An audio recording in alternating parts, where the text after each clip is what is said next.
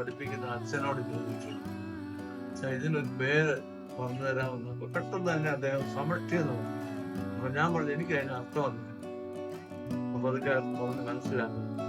സമ ഇഷ്ടത്തോടു കൂടി എല്ലാവരെയും കാണുന്ന മനുഷ്യരെയും മൃഗങ്ങളെയും പക്ഷികളെയും വൃക്ഷലതാദികളെ എല്ലാം ഹൃദയം മുഴുവൻ ഒന്നായി കാണുന്ന അല്ലെങ്കിൽ ഭാവനയോടുകൂടി കാണുന്നതാണ് പറഞ്ഞത്. അതുകൊണ്ടാണ് ഈ സമഷ്ടി എന്നുള്ള പേര് എടുത്തത്.